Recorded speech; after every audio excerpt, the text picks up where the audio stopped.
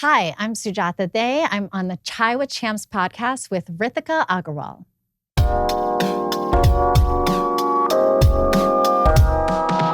Welcome to the Chai with Champs podcast. This is the center stage for South Asian cinema. I'm your host, Ritika Agarwal, and I'll be sitting down with Oscar-nominated producers, award-winning directors, actors, composers, influential film critics, and more who are shaping the future of South Asian cinema.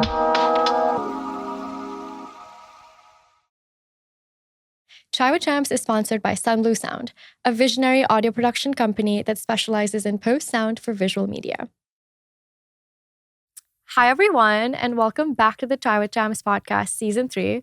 I'm here with a very talented actor, director, producer, Sujata Day. Please welcome her. She's right here. Hi. Hi, Ritika. Hi, everybody.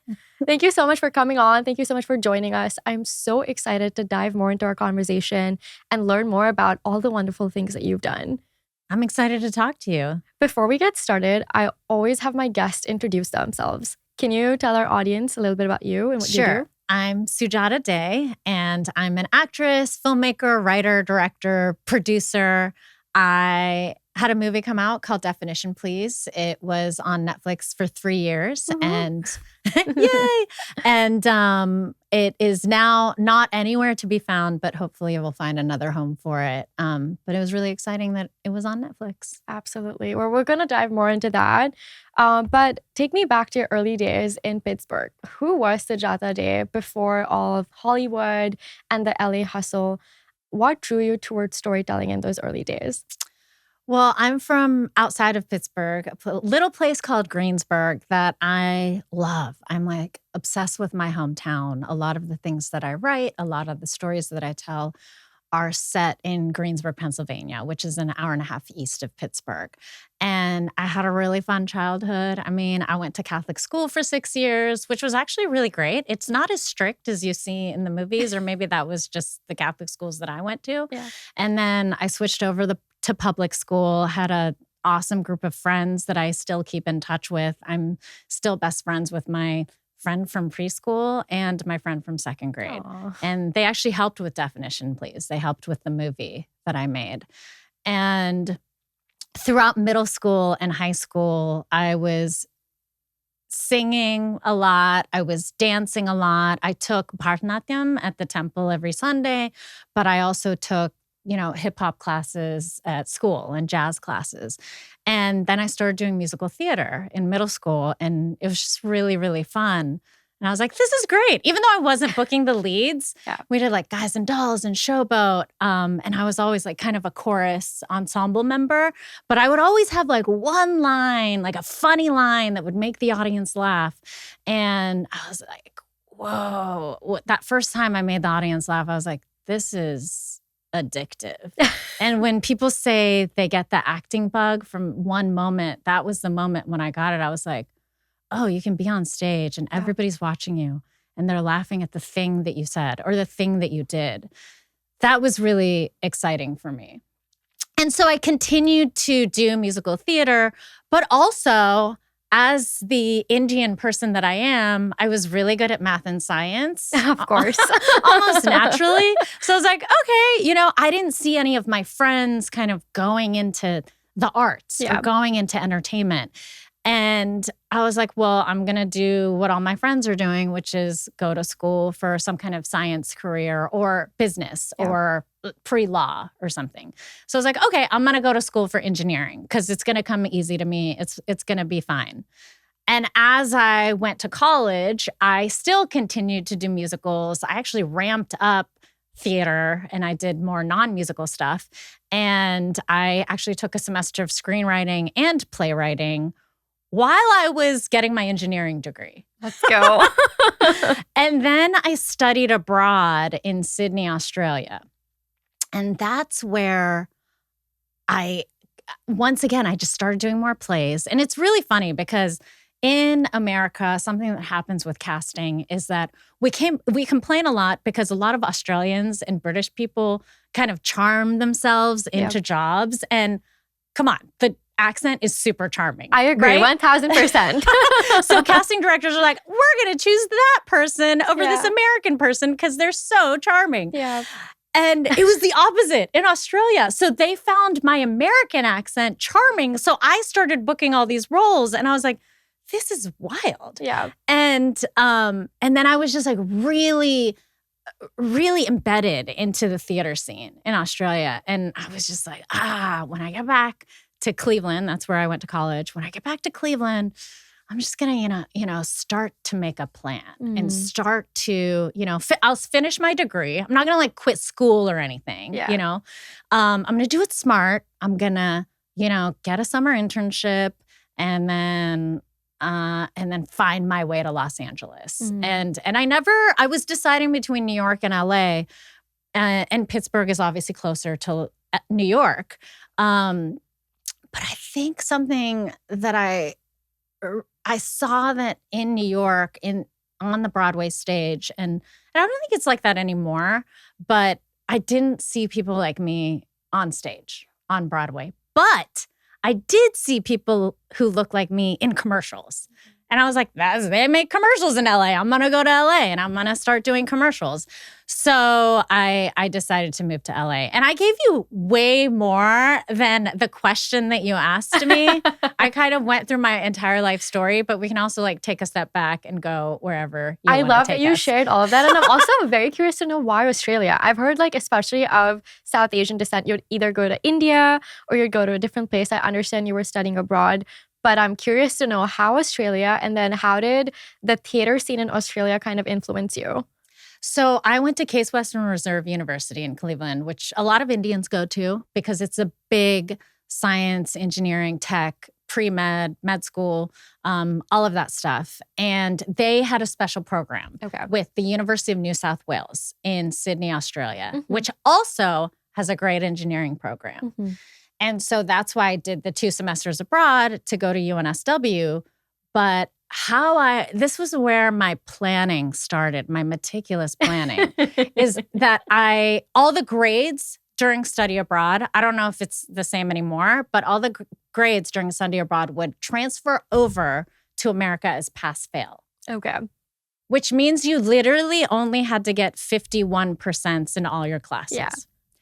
So I took my most difficult engineering classes in Sydney, Australia, got like straight 51%, came over as pass. I passed everything. Yeah. And then I just really threw myself into acting classes, performing classes, auditioning for all the school plays, started hanging out with all the theater kids in Australia. So it was fun because sometimes when you study abroad, you only hang out with like the Americans who are studying abroad.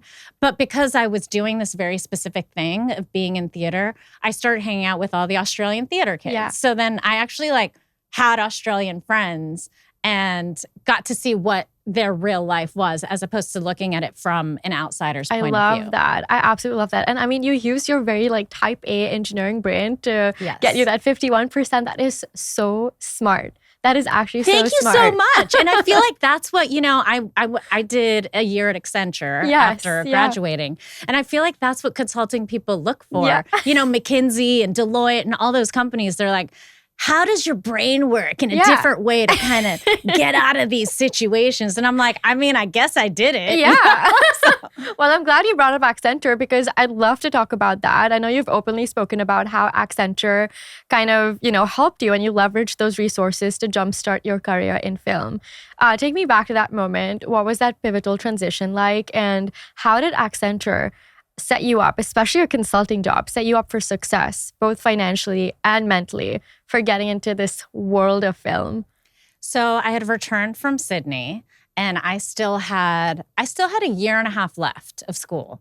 So I started applying to internships and one of them was Accenture and I got the internship. And it was the summer before my senior year. And it was in Cleveland. So I could just still stay on campus and go to my job. And I couldn't even tell you what I did that summer. I don't think it was anything consequential. But my boss loved me. Yeah. And it was a female boss. She was awesome. She was very much like nurturing the next generation of female consultants. She had a very like a positive attitude, you know, towards corporate life. And I was like, oh, this is great. This is awesome. But also I didn't work really hard. Yeah. And, but I guess I did well enough because I did get a job offer at the end of the summer. And so this was where the funny part comes in, because I'm already like, well, I'm gonna go into entertainment. I'm gonna be an actor. And they offer me the job and they're like, okay, so where do you want to live? And I was like, you get to pick? you get to pick? And so they said, put top 3. So I put LA, New York, and Chicago, which is where all the actors go, right? And they're like, all right, you're going to LA. And I was like, all right. Oh, this is so easy. And they paid like relocation fees and stuff. Anyway, I got the job offer right before my senior year started. Yeah. So then why do I even have to get good grades senior year? I don't really, right? I just have to pass. And so I go into senior year already with a job offer. I think I was the only one out of my class with a job offer already. Very good salary, paying like really nice. I didn't even have to do any negotiating. Looking back, maybe I should have negotiated a little bit, you know? But then that was the year, my senior year, where I took the semester of screenwriting and I took the semester of playwriting. And I believe I did a musical that year as well. And I was just like getting ready to go to LA. Yeah. And then they moved me to LA, paid my relocation fees, moved my car out. Wow. I was like, this is almost too easy. And it was really, really awesome. And then I got laid off a year later, which was also perfect because I got severance. I got unemployment. Yeah. And then about like 6 to 8 months later, I booked 3 national commercials because I was already, you know, auditioning a lot. I already had my relationship with my agent, and I was pretty into it at the time. So that was really great. Would you do anything differently if you were to go back in time? Now, how many years ago was this? Oh my gosh, I don't know. Like, definitely over a decade. Wow. Okay. Yeah. If you were to redo any of this and it's 2025, would you do the same thing or would you change anything? I think I did it really smart. Yeah. And in an intelligent way where you know, if I was going to move to LA or New York anyway, I would have to get a day job. Right. Yeah. And honestly, after Accenture and I booked commercials, I started working at restaurants and I started waitressing and I started hostessing. And to be fair, I loved that too. Yeah. Because that felt like what you were supposed to do when you moved to LA. So I was like, I'm living like, this is like what movie actors do. This is the actor dream life. They like waitress and then they go to their auditions and they have their change of clothes in their backpack. and so that was really fun too. And everybody that I was working with in the restaurant industry was also acting and writing and doing the creative path. Yeah. So I say I don't have any regrets because I feel that I have a very Zen/Buddhist way of looking at things where I just feel like you're supposed to be in that place at that time and nothing's supposed to come when it's not supposed to come to you. Yeah. So I really loved the path that I took because I think it informed a lot of what I do today. Yep. And I don't even regret getting an engineering degree because I feel like a lot of you mentioned the engineering brain, like a lot of my engineering brain helps with my screenwriting and helps with structure and helps me solve problems in a script or a character. And a lot of my characters have a science, tech, engineering, math background and maybe not very specific, you know, but it's like, oh, she's a researcher, you know, or she works at NASA, or she, you know, plays with robots, or, you know, so it's very much, I enjoy having that background to kind of sprinkle into my scripts because I feel like you don't see that a lot. Yeah. I love that. I was just going to say that I feel like throughout the journey that you've had, it almost feels like you've been romanticizing your life no matter what came your way, which I think is so beautiful. Yeah. So that's awesome. Speaking of you coming to LA, and you said you had good relationships with people, you also had a relationship with an agent. But as someone who's brand new and comes into LA in the midst of Hollywood, there's something like imposter syndrome that comes through. It's scary, and you also don't know how to navigate the industry and like find your agent. Can you share more about how you landed your first agent and how it kind of helped you grow in your career, along with your, imposter syndrome that you had along the way? So landing my first agent, I did when I was still at Cleveland. Like I said, I was planting all the seeds. Yeah. I did a very weird big convention. And at that convention, I had to prepare a monologue. And so I prepared a monologue and I won the monologue competition. And there were a bunch of agents there. Right. Listen, at this time, I didn't know like who was a good agent, who was a shitty agent. So I just like kind of talked to anyone who came up to me. And there was a woman who came up to me and said, "Hey, I'm an agent in LA. If you ever move out to LA, give me a call." So I was like, okay, cool, great. So that's who I called when I landed in LA. And it was great. And she was like, she's not an agent that you read about in Deadline or Variety or Hollywood Reporter. But sometimes those agents are the ones that will work the hardest for you because they don't necessarily have a ton of star clients, So it was actually really great. And it was, I literally didn't have any other contacts out here, in the industry. I had family friends that I was staying with. So when you did land this agent, you said you booked 3 national commercials. And then tell me the story of that. From commercials, what happened next? I want to know about your journey from an actor's lens now. Yeah. So at that time, when you first start out, you are trying to build what's called, your tape, your reel. And so I was auditioning for commercials. I was also auditioning a lot for student films. So AFI films, Loyola Marymount films, obviously UCLA and USC. And so that was actually really fun. And I think what's awesome about booking and working student films, especially when you're first starting out, is that's where you kind of make your friends and your connections that you're going to be hopefully working with for a long time.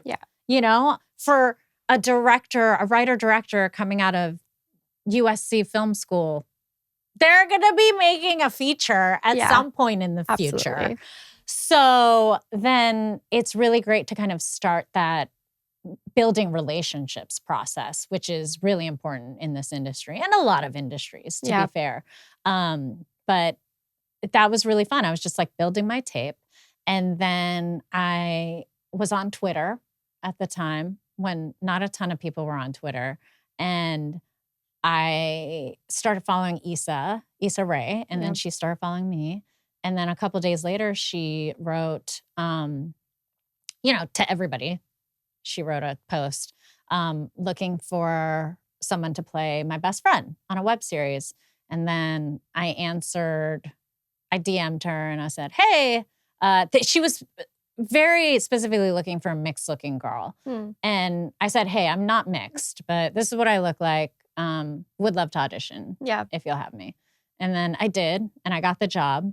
And what was really funny is that, the audition was at a house, a private residence. And I like pulled up to the residence, and it was a nice neighborhood, but you're like looking in and you're like, first of all, nobody in the audience should ever go to auditions in a house. They got to be in an office or they got to, I think they're now pretty much all Zoom and self-tape. But yeah, I pulled up to the house and I was like, I was about to drive away. Yeah. But then Issa came out and she was on her phone. And I said, oh, whatever. It's just, it's just a girl. And obviously you can't even say that, there could be a bunch of people in there just ready to ambush me and kidnap me or something. But then I went in, nothing like that happened. I auditioned. It was great. Got the role and started doing Awkward Black Girl with her. And it was so fun. We did seasons 1 and 2, and then it blew up. And I think people really know the rest of the story. But I love that. That's so amazing. I think what's so unique is that all the roles that you've done are not like typecasted or put in these boxes of she's South Asian or like the stereotype that we always see in media. I found that very unique in your journey, especially not just with roles like these, but also in the films that you make. It's not that stereotypical South Asian person that you see, and which honestly should be broken. What kind of conversations were you having with your agents and casting directors when you were getting these roles? And how did you make yourself seen outside of a South Asian woman in these rooms that were casting for mainstream media? I mean, I'll just say I wasn't booking those Indian roles because they didn't feel I was Indian enough. I auditioned for a very, very big show, a very big sitcom. And it was down to 5 of us that were up for this role. Yeah. And I had gone through like, I believe it was the callback and I killed the callback, made everybody laugh. And then I was leaving the callback, going down the stairs, and I get a call from my agent. And she said, casting wants to know if you're 100% Indian. And I was like, I'm not going to get this job. I'm not going to get, and I was just like, I mean, I am. My parents are Bengali from Calcutta. They're 100% Indian. Yeah. And so that was they were looking for a certain look, and Hollywood, feels that Indians look a certain way. Yeah. And we all look so different from each other. Absolutely. Honestly, like I go home and I watch those like singing competition shows out of India. And they're amazing, by the way. The talent out of India. Whew, so good. So good. And I'm like, oh my gosh, like some of us look really Asian and some of us look, like really Sri Lankan. And so there's such a wide range of what an Indian person looks like, but not in Hollywood. So when that started happening over and over, that I wasn't booking these very, I guess, stereotypical roles that one would go out for. And then I was like, I can't, even with Awkward Black Girl, Issa wasn't necessarily looking for an Indian girl, and I started, the stuff that I was booking was just like, open ethnicity, can be anything, And I was like, okay, this is interesting. And with Awkward Black Girl, what was really fun is that Issa and the other writers, they started writing for the actor that got the job. Yeah. And so that was also really fun because they would take into my personality and the things that I would do. So that was great. And that wasn't through an agent or anything. I just, got the audition through Twitter. Yeah. And so for me, it's not really, it was never really a communication with an agent or casting directors. It was just me taking into control the roles that I wanted to audition for and the roles that I would take and the roles that I felt comfortable, being in for a while, obviously. And as I was doing Awkward Black Girl and watched Issa and Tracy and the rest of the creatives kind of build this world, build these characters, and they were also building something in the Black community that Black women and Black girls had never seen on screen before. And so I was like, ooh. And, in a discussion with Issa and them, it was just like, oh, they're making content for Black women and Black girls. I got to make content for brown women and brown girls. Yeah. And, try to get out of these stereotypes that we're in all the time. And that's where the light bulb went off. That's when my scripts were better. I had a point of view. And that's when I started setting up shows and I started, setting up movies and stuff. And I was like, okay, this all makes sense now. Yeah. And people like us wanted to see ourselves on screen different from the way you always see Exactly. us. I don't even know who's doing arranged marriages anymore. Literally nobody. And yet Hollywood every freaking plot line Yes. is an arranged marriage. And I'm like, no, it's just like regular marriage. Mm-hmm. Like people just meet people online. Yes. And then they get married. And it's not an arranged marriage. So that was like a big thing for me. I just wanted to get away from that stereotype that every script has to be like this. And honestly, I was just like writing roles for myself that I wanted to play, and then I would never get offered these roles, you know? And that was the big way how I got out of, you know, playing these stereotypical roles. And maybe it helped that I don't look like the Indian person that a Hollywood executive sees in their head. Yeah. I absolutely love that. And I cannot reiterate how much of a difference like pop culture makes. Anything that you show on media is something that the society really takes, right? And as someone who has come from, I mean, I've lived in different parts of the world and now finally back in the US. One thing that I was always told is, oh my gosh, you speak so well in English. And I'm just like, Indians can speak in English. Just because there's a certain accent that's shown on television, that does not mean we talk like that. And I love the shows we watch and all of that, but I think I personally also want those stereotypes to be shattered. And so if you had the power in your hands completely from the Hollywood execs levels, what is it that you want to see differently in Hollywood in the next 5 years? Because now the conversations of inclusivity is growing because there's a growing demand of seeing stories that are not one-dimensional and seeing characters that are not one-dimensional. So what would you change and how would you kind of address these issues for the next 5 years in the industry? Before we continue with the episode, I want to give a huge shout out to our official show sponsor, Sunblue Sound. If you've not heard of them already, they are an incredible audio production company that specialize in post-sound for visual media. They've worked on a range of projects, from ad spots to television series to films that have been streamed on Amazon, Tubi, and in film festivals across the nation. The coolest part, this episode that you're listening to or watching right now has been mixed and edited by Sunblue Sound. Ravi, the owner, is a dear friend of mine, and I can vouch that he truly cares about his clients and embodies their tagline, engineering sound for visionary creators. If you're looking for audio mixing or sound design, reach out to them directly at team@sunbluesound.com. That's TEAM@sunbluesound.com. Now, back to the episode. So the next 5 years, oh man, just to work. Almost, you know? And here's the thing. Not a lot of people are working right now. It's actually really scary. A lot of people are moving out of LA, moving out of New York. But I do feel like out of great adversity comes, you know, great success and comes great, like, what do you really want out of life? And what do you want out of the things that you create? And what's really exciting, I believe, is that since the studios are focusing so much on their movies that are like $200, $3 million budgets, there's an opening in terms of indie film and even indie television or even back to web series, you know? So if, let's say you're just starting out. Let's say you just graduated from Tisch, Juilliard, Yale, and you're like, I'm going to be an actor. Whoo, boy. Like if you come out to LA and New York and you are now auditioning with movie stars who are also trying to get a job. Crazy. Okay.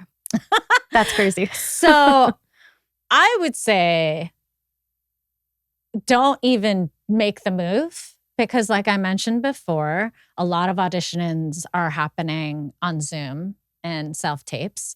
I would literally live in your parents' house, wherever they are, and figure out a story that you can tell on a low budget and maybe tell that story on like vertical TikTok shows. Those are like blowing up right now. Yeah, I saw that. My friends are telling me all about this stuff. I have friends who are not in the industry that are like, oh my gosh, we are addicted to this K-drama that's on TikTok. And I was like, how do you even find that? I don't even know what that means. But I will look at it and I will check it out. And so something that is really exciting is that there's a do-it-yourself element that is out there and happening right now. And if you are not getting on that create your own content train, then nothing is going to happen for the next like 1 to 2 years. Because they literally are focusing on these like huge big budget movies, big budget shows with movie stars. Yeah. So if you're lucky to get that kind of supporting 5-line role in something, great.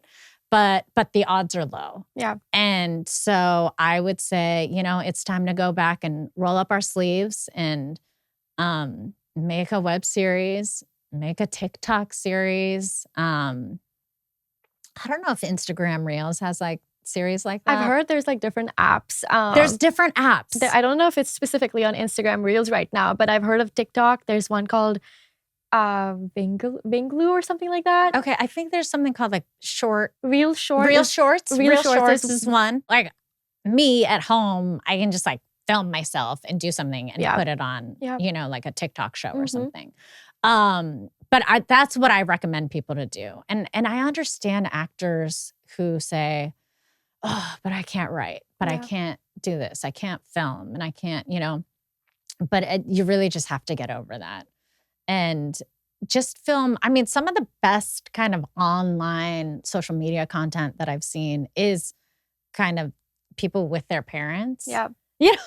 Because also that is breaking Yep. stereotypes. Yes. Right? Yes. So we're breaking the stereotype of the Indian parent that we see in movies and TV 1000%. by putting them on TikTok and showing how supportive they are of their kids just doing whatever and being silly. And so that's what's exciting to me. I'm like, oh no, this is great. Yeah. I want to see your grandma. I want to see your grandma in a reel.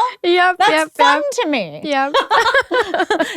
So that's what's exciting. And I'm glad that kind of content is like making it out to the masses. Absolutely. Yeah. I also think it's so real, right? They're so authentic. Yeah. There's, again, like I said, they're not one-dimensional, which is just so beautiful. But as someone who's done it all, you've written, directed, produced, acted, and you've done all of this without a traditional film school path. You did go for all of these different classes, but how did you kind of start? Number one.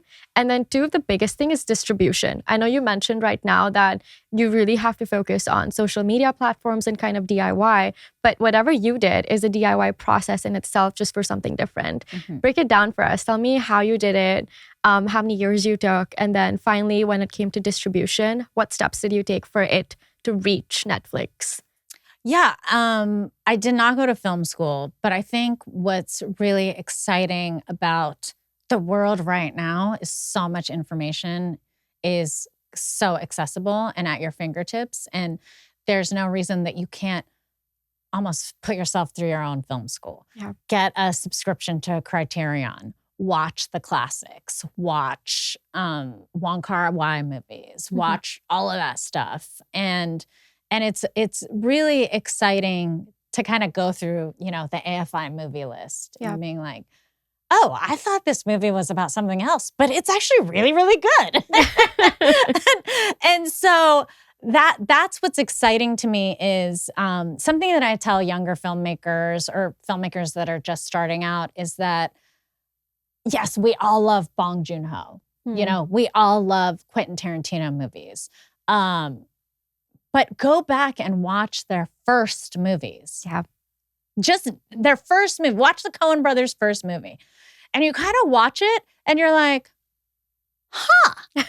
this is something I could possibly do, which is really exciting and inspiring to me. Because, Bong Joon-ho didn't just start out the gate as Bong Joon-ho. Do you know what I'm saying? So that's what like really pushes me forward because everyone's constantly learning and evolving. Mm-hmm. And it's really exciting. Even if you take someone like Ryan Coogler with Sinners coming out, which is an amazing, beautiful movie, go back and watch Fruitvale Station. Mhm. And what a beautiful, small, character-driven piece that is, you know? And you can see his talent. You can see the potential of what he's going to be able to do in the future, but no one knew it at the time, Yeah. you know? And even he went to film school, and you see some of his short films from film school.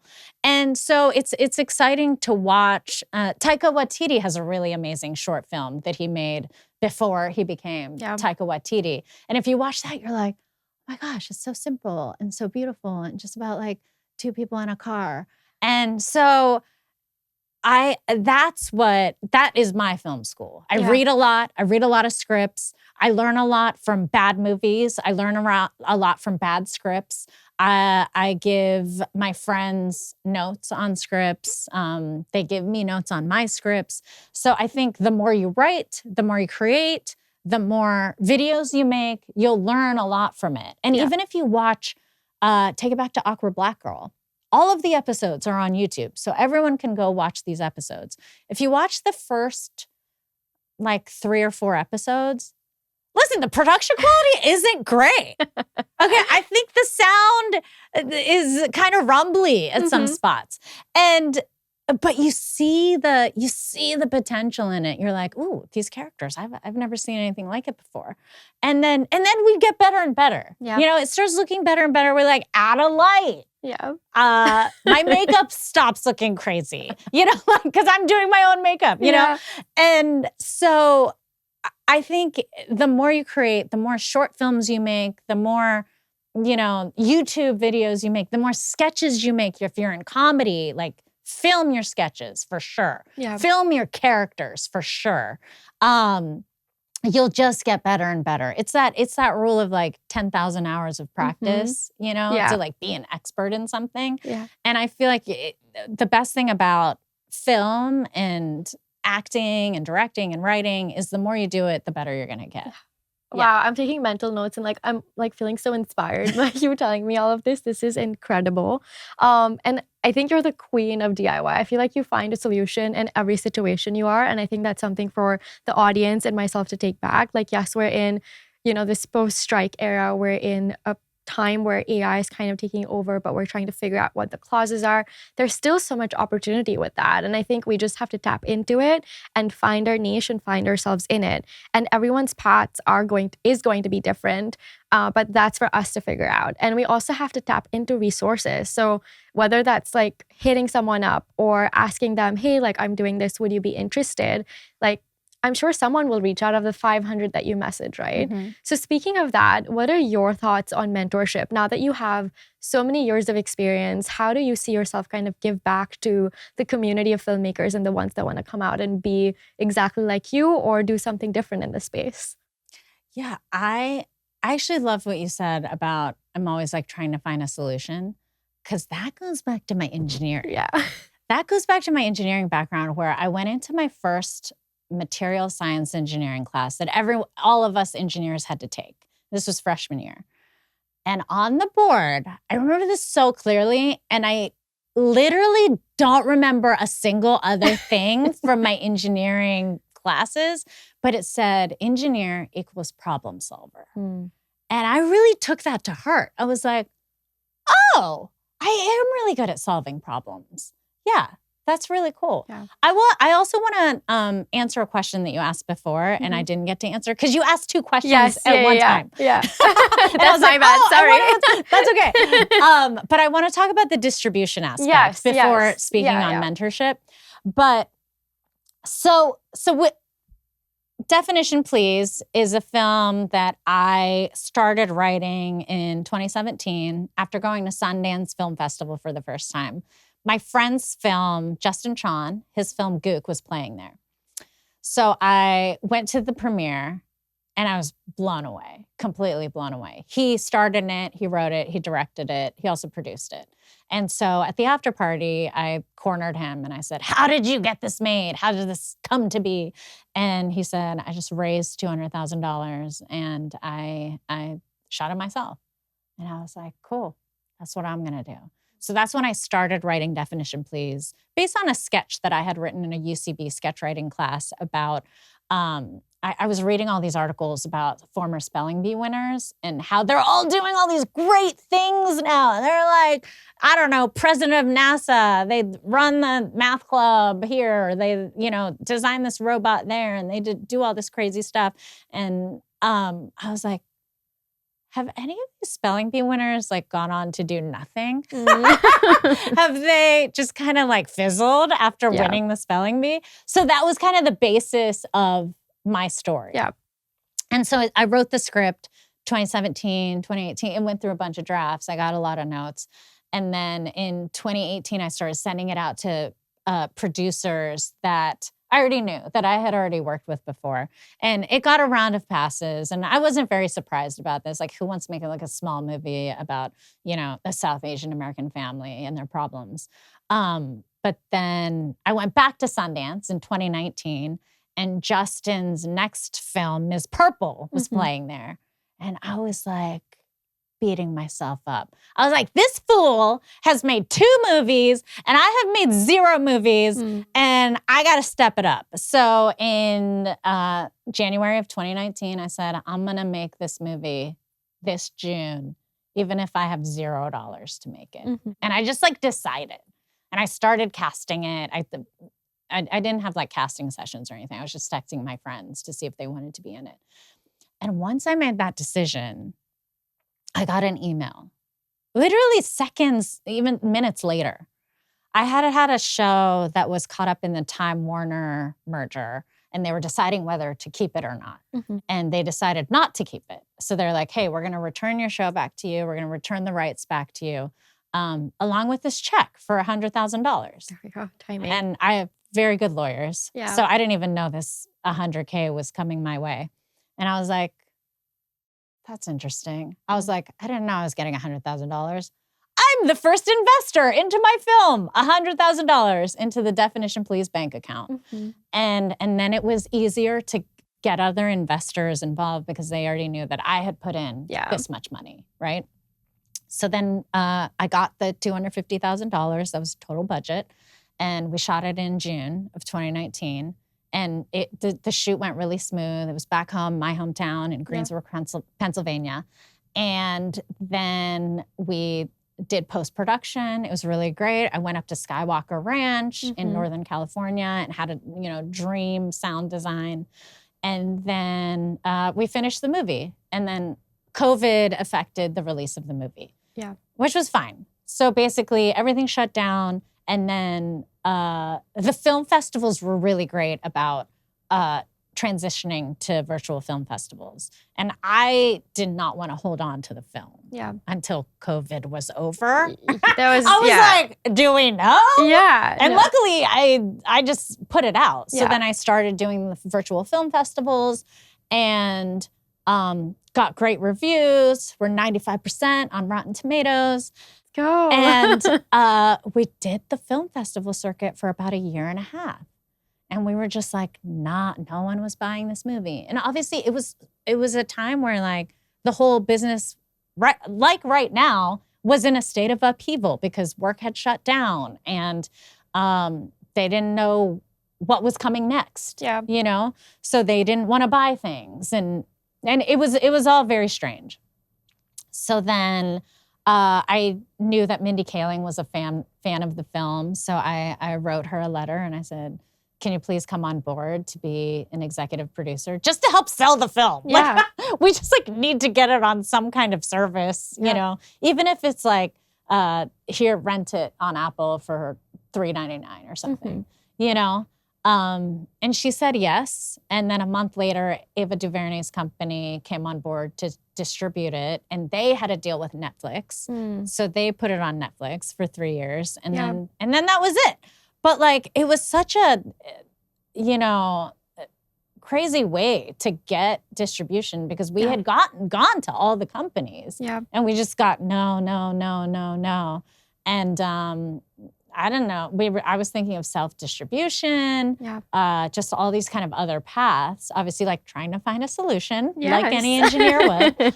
And we found the best path forward, which was really great and really lucky. But I know a lot of even my friends right now, they have films that have gone through festival circuits and just cannot find distribution. And I feel for them because I went through the same thing. Thank you so much for sharing that. Like, that is such an honest experience that you shared with me and the audience. So really, really grateful for that. How do you get in front of eyes like Mindy Kaling? Like, how does that even happen? How do you get Mindy Kaling to say, I'm a fan of this movie? So I believe the trailer had come out and she just tweeted about it, or she said something about it. And I, at the time, I didn't know her personally. Obviously, I'm a big fan of her. Yeah. But we had never met, and she mentioned it somewhere. And I was like, what? I was like, oh, cool. Like, I'm glad this trailer is out and is being seen by people. That's awesome. Yeah. And then after that, like every couple months, she would tweet something about it. That's insane. And just be like, really excited to see this movie. Hope it comes out soon. Like just really sweet stuff that just kind of out of nowhere. And I was like, oh, she's like really, that's cool that she's a fan. And I think at the time it hadn't come out anywhere. Yeah. So I reached out and I asked if she wanted to see a screener of it because we had an online screener. And she was like, sure. So then she watched it and then once again, like tweeted something really nice about it. Yeah. So it was like kind of out of nowhere that she became a fan. Yeah. And I was just really grateful that it was touching so many people. Yeah.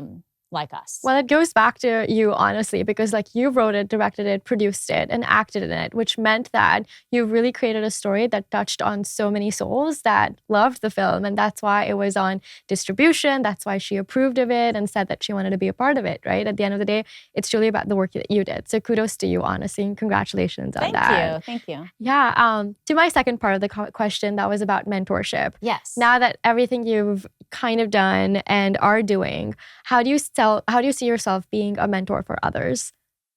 So I love kind of helping people that are already helping themselves. Mm-hmm. So if they are already, let's say, doing a TikTok show that I've seen that I'm like, oh my gosh, this is so good. This person is really talented.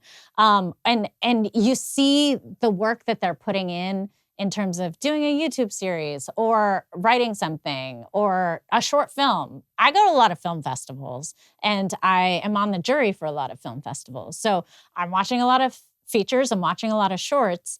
And if I see, a fellow South Asian in a movie or their writer-director, I'm like, oh, that's cool. This is great, even if it's their first short or their fifth short. So that's really exciting to me. I love when people reach out to me being like, hey, watch this thing that I already made, that I already like put effort into this thing, so then I'm like, oh, there's like a starting place for the mentorship as opposed to like hitting me up and being like, hey, can you put me in your next movie? And I'm like, what? I don't know why, right? What have you done? I see. Yeah. So that's very interesting. But I meet people all the time. I'm always at the WGA for different mixers and stuff. Another place that I met a lot of new people were the picket lines for the WGA strike. A lot of new writers, a lot of writers that aren't in the WGA yet. Yeah. So that it was exciting to meet them and be like, oh, what are you doing? I'm doing this series, or I'm doing, we're shooting this thing. Yeah. And so that's really exciting when you have something to talk about, when you have something to share with me that I can be like, that's cool. And I'll watch it and I'll check it out, So that's really fun. And I think for people who are starting out, who are like looking for a mentor, I think you should ask yourself, what am I offering first? Like what have I done in terms of like deserving a mentor? Yeah. This is solid advice. Thank you. I'm literally taking so many notes because I feel like you touched on personal branding, DIY, mentorship, the path from writing to distributing yourself. I think that's amazing. Like there's just so many takeaways from this. So thank you. Well, I think what you're doing right now with all of this, like this is something that you can send to someone and be like, hey, look, I did this show and it's really cool. And then that person would be more apt to click on it and watch it and be like, oh, look, she's done something. Yeah. Do you know what I'm saying? Yeah. So like you're already on that path. Yeah. No, thank you. That's very reassuring. I'm going to move on to my favorite section, which is Spill the Chai. Ooh. It's 5 rapid fire questions, Right. nothing controversial, whatever comes to your mind first. Right. Okay. Okay. First question. What's one role you auditioned for that you didn't get but still think about to this day? Oh, I auditioned for the Hannah Einbinder role on Hacks. Okay. Yeah, which is like, obviously, it's an amazing show. I think a lot of us auditioned for that role. I think they went really, out there in terms of like ethnicity and just people who are good at comedy. Yeah. And that's a really great role that, something that I would write for myself. And I actually did write a feature that takes place in kind of, industry Hollywood setting. Yeah. So, as I don't really think about it a lot because I just want my movie to happen. So, fair. Yeah. You're doing it yourself. That's what matters. Complete the sentence. The moment I felt like I really belonged in this industry was when? Probably when I started doing Awkward Black Girl. Yeah. And I was just surrounded by amazing creatives that we were all doing the same thing and wanted the same thing and just getting it out there to people to audiences that had never seen themselves on screen before. And I was like, oh, wow, this feels really good. Yeah. This feels good like for my heart and for my soul. And I want to continue doing work like this. Mm-hmm. Absolutely. Thank you. Spill it. One actor you saw on screen and thought, damn, I should have gotten that role. I don't know why. I mean, this is ridiculous, but like Timothée Chalamet comes up. But I think it would be really fun to do. I love like in my improv, I'm always like playing boys. So what if I like played Bob Dylan? Okay. Do you know what I'm saying? Yeah. Because I also like play the guitar a little bit and I sing a little bit. And so, listen, I think I could have done Bob Dylan. I love that. I love that that came out of nowhere. I would have not expected you to say that. You've got a blank check and a green light. What's the first scene you write in your dream feature and who's your lead co-star? Okay, first of all, I don't write it because I have 6 feature scripts right now. So I would put my money into the movie that I just told you about. It's like a Hollywood-centric kind of character-driven comedy. Mm-hmm. Who would be my co-star in that movie? Timothée Chalamet. Actually, there's a role for like kind of a fun, grumpy, older British man. Okay. And Hugh Grant would fit that role really well. Mm-hmm. So that's who I would cast opposite me in that film. And I'm hoping that blank check, that the universe hears that and brings it to me. We're manifesting both of these for you. Manifesting a blank check and Hugh Grant in the role. Amen. What's one South Asian stereotype you would permanently ban from every casting breakdown?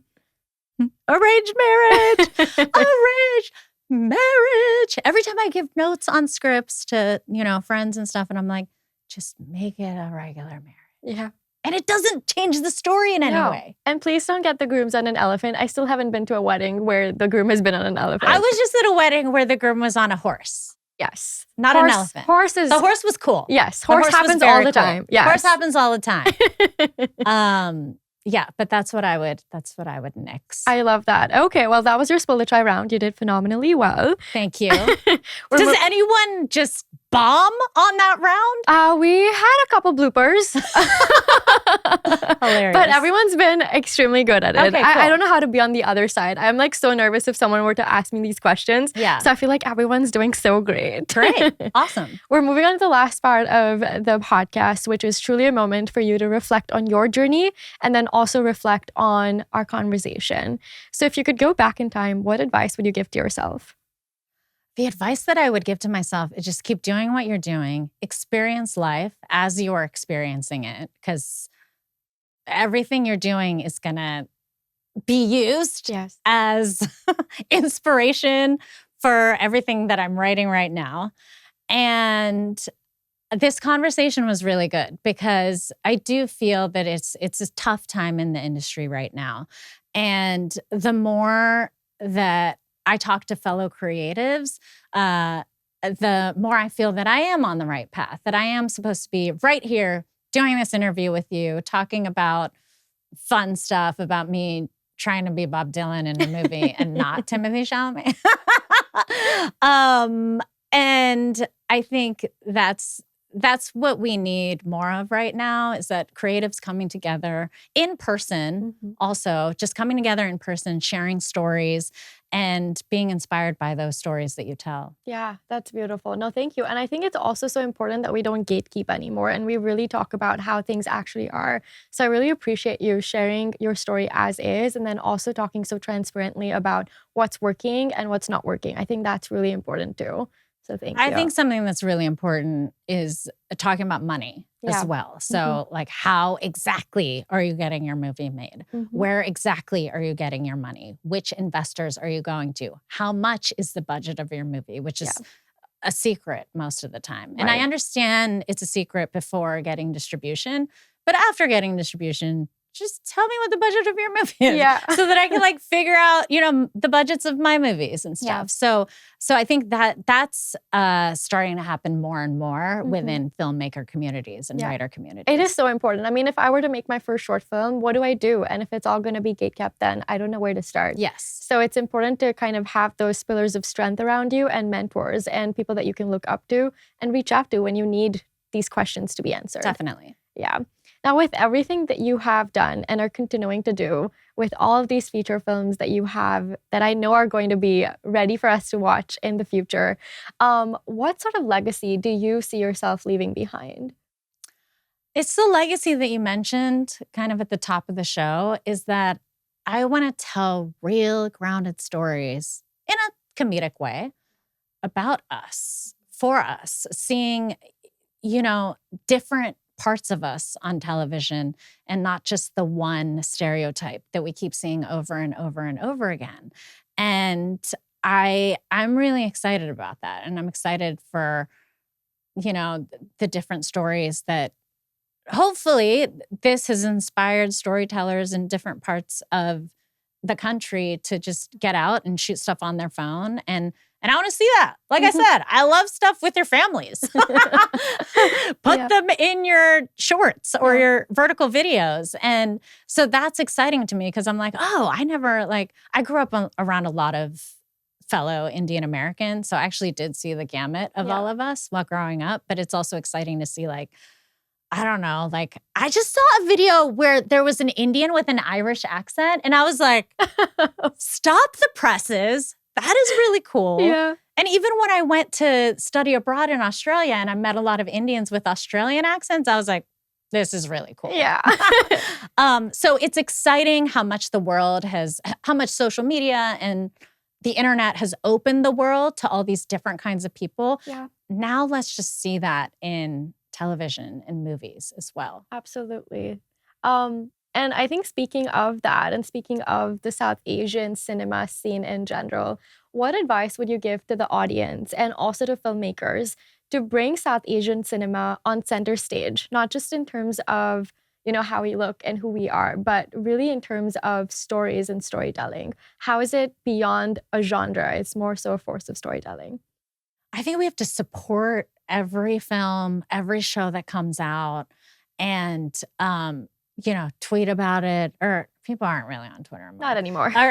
or gram about it, story about it, YouTube about it. It's all about, as long as we find those independent films, those independent stories, those short films that we're really excited about and see these stories that haven't been told before, and we support them. We support those filmmakers so that they can make their next feature or they can make their next short film. Then that's what's going to help us kind of get out to the masses a lot more. Yeah, absolutely. And speaking of that, can you tell our audience where they can watch your work right now? I know you mentioned Awkward Black's on YouTube, so tell us. Yeah. So Awkward Black Girl's on YouTube. I'm in an episode of I Think You Should Leave, which is super funny show on Netflix, season 1. And Where else? I mean, Definition Please is not out there. You can watch the trailer on YouTube. Hopefully we'll have it on some kind of streaming site soon. I have a short film, Cowboy and Indian, on Vimeo that you can check out. And you can also go to my website, sujataday.com, and that's where all of my, updates are pretty much. I love that. That's how we start supporting one another. Yeah. Well, thank you so much for this amazing conversation. It was truly such a pleasure to host you. Thank you again for spending your afternoon with Chai with Jams. It's truly such an honor. Thank you so much. This was so great. Oh, yay. Thank you. This was phenomenal. Thank you so much for tuning in to the Chai with Jams podcast. If this episode sparked something in you, go follow us, share it with your friends and family, rate it, and subscribe for more. I will see you next week where I sit down with another incredible guest that's bringing South Asian cinema to center stage.